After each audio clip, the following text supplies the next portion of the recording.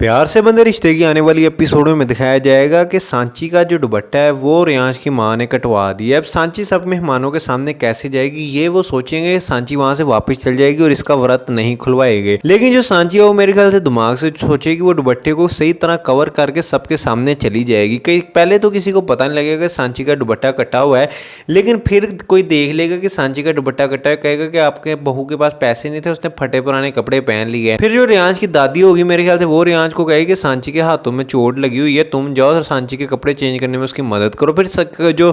फिर हमें दिखाया जाएगा जो रियांश होगा मेरे ख्याल से वो सांची को लेके जाएगा, फिर उसके कपड़े वगैरह चेंज कराएगा। सांची रियांश को मेरे ख्याल से पता लगने वाला है कि ये सारे खेम के पीछे काव्य और उसकी माँ है।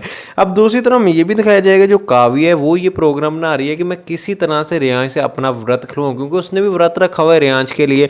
अब उसका बनता तो नहीं है, लेकिन उसे जान के रखा है, लेकिन वो कोई ना कोई स्कीम लड़ाएगी जिसकी वजह से रियांश उसका व्रत खिलवाए। लेकिन मेरे ख्याल से जो रियांश है वो इतना तो समझदार है, उसको पता है कि सांची मेरी बीवी और मैं सिर्फ उसका ही व्रत खिलवा सकता हूँ और किसी चीज़ का मैं व्रत नहीं खिलवाऊंगा। मुझे नहीं लगता है कि सांची रे काव्या का व्रत खिलवाएगा, वो सिर्फ सांची का ही व्रत खिलवाएगा। फिर हमें दिखाया जाएगा अगर ऐसा हो गया ना, काव्या और ज़्यादा नफरत करने लग पड़ेगी सांची से। अब उनका एक ही मकसद है कि किसी तरह सांची को उसकी ज़िंदगी से बाहर निकाले।